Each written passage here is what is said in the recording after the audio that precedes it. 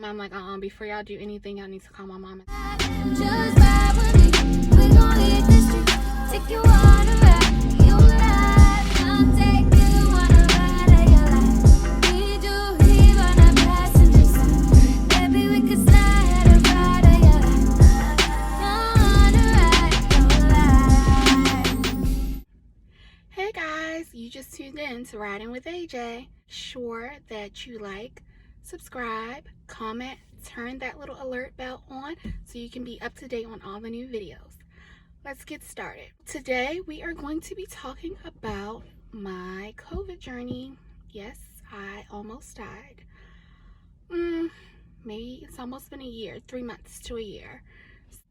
Essentially, December of 2021, I was pushing really hard, getting all of my workload done for the end of the year because I had a trip coming up with a friend for a birthday. We were going to New Orleans, and for Christmas as well, because I wasn't from where I was living in Michigan. I'm from Maryland, so I was going home to spend it with family. So I wanted to make sure I had everything squared away and I could enjoy my vacations. So right before we were about to leave, I think maybe a night or 2 nights before, I went to dinner with a friend because I knew I wouldn't see her over the holiday, and we grabbed food, we grabbed drinks. I made sure I had my mask on. I keep hand sanitizer in the car at all times. I mean, I took every precaution you could think of, minus I was a week out from getting the vaccine for my job. So I had a hangover, so I was like, yeah, I'll just sleep it off on the plane and it'll be fine. Got on the plane, slept the whole time, and I was double masked up on the plane, all bundled up. The planes at the time were still doing like non-full capacity, so it was every other seat, and the plane was pretty much empty going to and coming back. So there were like rows in between the people and where I was sitting. So once I got there, I was still really tired, so we just grabbed food and stayed the first night like in the hotel. The next morning, couldn't do it. I could tell I had a fever, so I'm like looking up my insurance on my phone, trying to see what urgent cares in the area I could go to. The first one was like, nah, you have COVID symptoms, so we're not going to test you. And by that point, it still wasn't ringing until they said it. So I found another urgent care, went there. Mind you, I'm in New Orleans at this point. So I went to the urgent care, they tested me, and I was diagnosed. So what they told me to do was just alternate Motrin and Tylenol and do that every 4 hours. And that was pretty much it, and stay hydrated. So my friend went and grabbed the Motrin and Tylenol. I was alternating it, drinking like Gatorade and water, and pretty much it wouldn't budge. So I started eating ice, and that would get my temperature to drop maybe for about 15 minutes. We were only there like 3 or 4 days, so chuck that up to like the whole trip. And I just knew that I couldn't stay there and be sick. I just wanted to be in my home. When I got home, I crashed for like probably 24 hours, dead to the world. And finally my friend was like, we need to go like to the emergency room. So I went to the emergency room and they wouldn't admit me. So they pretty much were like, no, just keep doing what you're doing at home. It's nothing we can do for you. Went back home, went back to sleep. And at this point, like, my fever still isn't breaking. It's not cracking. The alternating Motrin and Tylenol isn't working. So the next morning, like after I went to the emergency room, for whatever reason, my fever spiked higher. It got up to like 107. And my mom is a nurse, so I knew the dangers of a fever being that high. So when the doctor's office was open, I called like immediately and told my doctor what was going on, and she's connected to an urgent care. So I went to her urgent care facility, and the first thing she asked me was like, well, why haven't you gone to the emergency room? So I told her my story. I went, they checked me out, they told me it was nothing they could do. She's like, no, you need to be admitted somewhere. She wrote me a note and sent me to a different hospital, and pretty much from there I waited about 30 minutes at the hospital to get checked in and was admitted immediately. So right after that, everything is kind of a blur. That was probably around December 12th of 2021, and days are going by, and I'm just thinking like it'll be all right. Mind you, I hadn't experienced any other symptoms outside of the fever, to be quite honest. So I didn't tell my mom that I checked into the hospital because she was on a cruise. I didn't want to disturb her on the cruise, and I also didn't want to hear, "I told you so, you should have got the vaccine sooner," because I kind of felt like it could have happened to me either way. So I waited to tell her that I was admitted, and I didn't have a choice because like things started happening that were out of my control that I didn't understand. And at that point, the adult in me left, and I was telling those people like, you need to call my mom before you do anything. Christmas comes and I'm still sitting in the hospital, and the next day the doctor comes in and says, "We're worried about you, we're concerned. Your oxygen levels aren't coming up, and it's time to go on the vent." I had a nasal cannula and a mouthpiece for oxygen, and my numbers just not would stay at the levels that they needed to stay. So now that I know your oxygen levels should measure, average people are probably at least 95 and above, but they don't want them to be below 90. Mine were not doing that.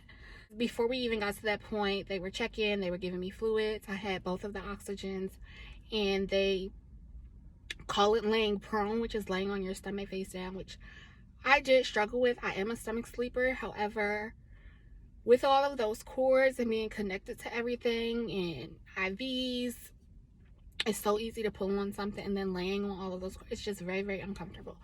So I did my best. I probably could have did a better job, but when you're sick, you just want to be comfortable, you just want to relax, you just want to go to sleep, and laying on my stomach just wasn't it in a hospital bed.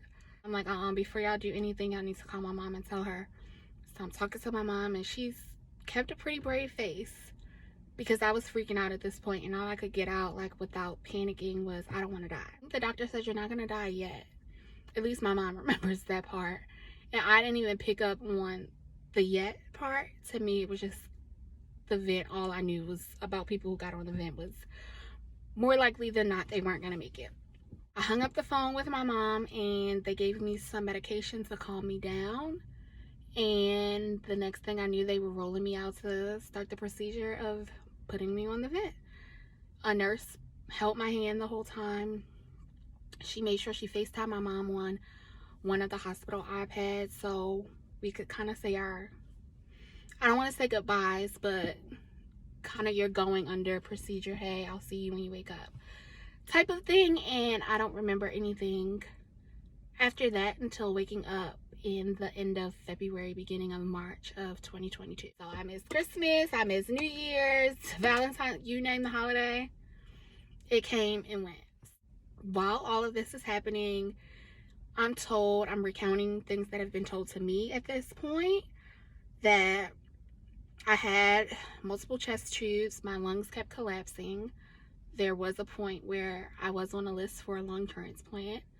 However, I obtained some type of infection where you can't have an infection and be on that list. So I was removed from the list. And at that point, they were pretty much prepping my mom to let me go.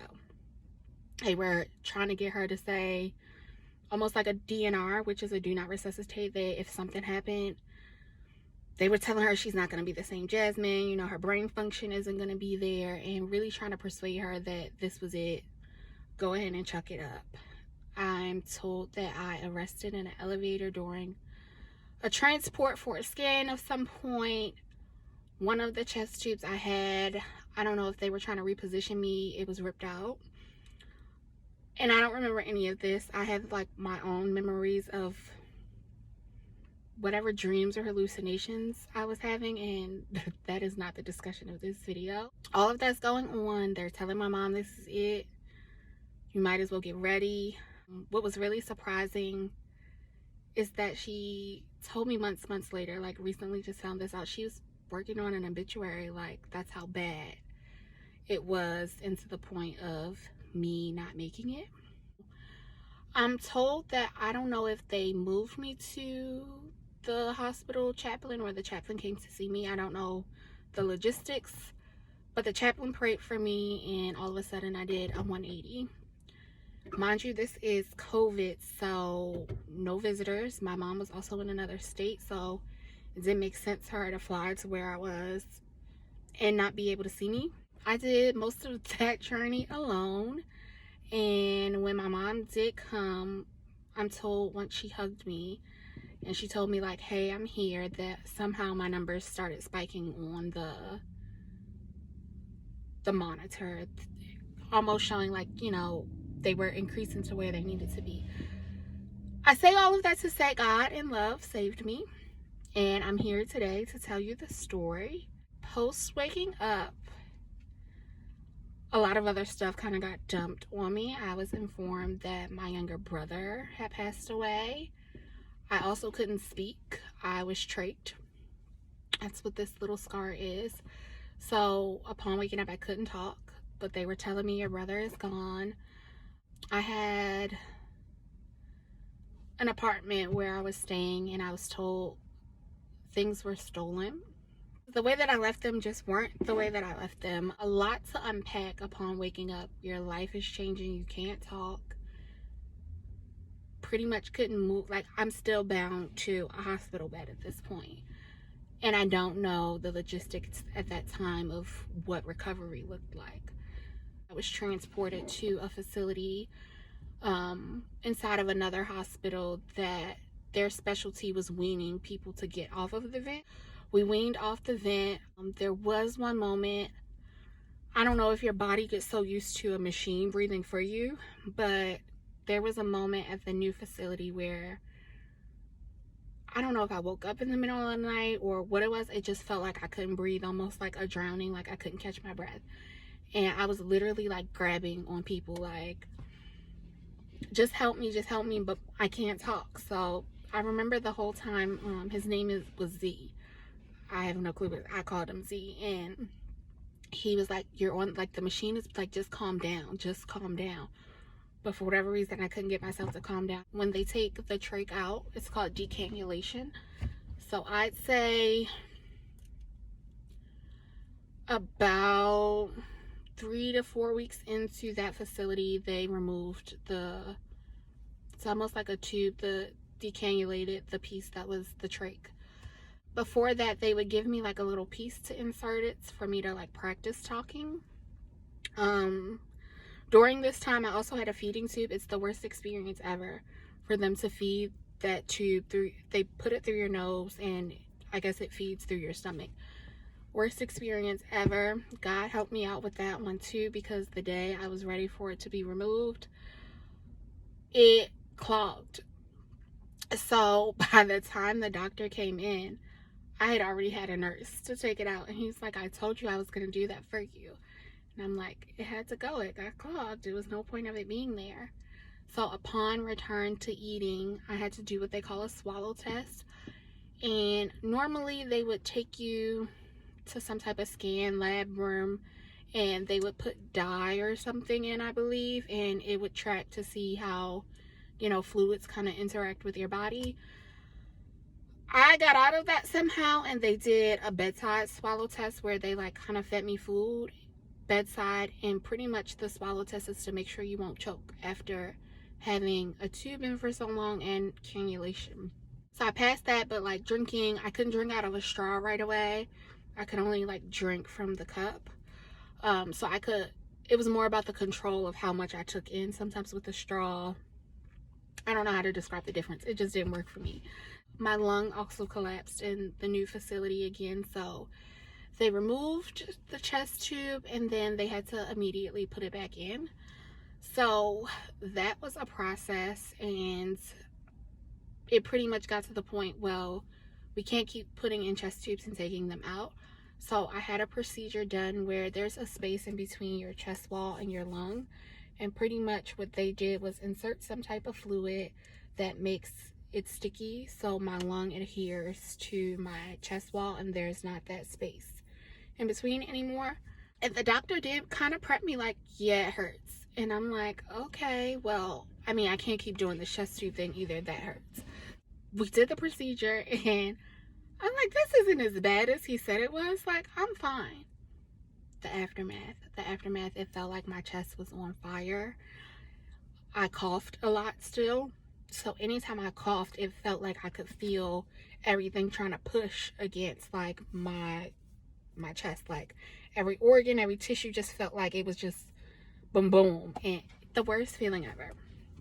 I can't compare it to childbirth or anything. I don't have those. I just know it was like one of the worst feelings ever. After that, I probably spent at least a month or so on the floor for deventing. And to get decannulated, they put, it was a step-by-step process. So they monitor your oxygen and all of that before they take you off the ventilator. And there are a series of kind of in between steps that you have to pass. Process to decannulate, they put a cap on the piece that kind of hangs out, and you have to tolerate breathing on your own while that's plugged up for, I believe, 72 hours. So I failed, I guess. I shouldn't say I didn't make it the first 48 hours. I had like a coughing attack, and they were like, we just gotta uncap you. And anytime they uncap you within that time period, you have to start the time over. So I think I made it 48 hours, and because I had the coughing attack and they had to take the cap off, the 72 hours started all over again. Watching time fly by while you're kind of sitting still is definitely a piece of being in the hospital for that amount of time. I met all of the requirements to move to a rehab facility, and we opted to do an inpatient rehab that was on site. But I was so ready to go home. I was just so ready to get out the hospital. Went to the inpatient rehab, and inpatient rehab is pretty much that. You do therapy all day while you're in inpatient rehab. A lot to unpack in that time period. Had COVID, spent 3 months. People thought I wasn't gonna make it, and then God happened and love happened, and I'm now here to tell you all the story. I was able to use both of those tools, God and love, to get through everything else. I'm still processing all of it. I hope that my story helped you. If you know someone who has COVID or you had COVID, share your story below in the comments and what you did to get through it or what your process was like. Don't forget to like this video, subscribe, and hit that alert button so you can see the up and coming videos and you're notified when they're coming. Follow me on my Instagram page, RIDINGWITHAJAYY. That's AJ with 2 I's. Over on Instagram, I have the same tagline on TikTok. I'm trying to be a TikToker too. So if you enjoyed this video and hearing about my story and you want to hear more about how I'm working to overcome and want to be inspired and motivated, please come back soon. Thanks for tuning in, guys. Bye.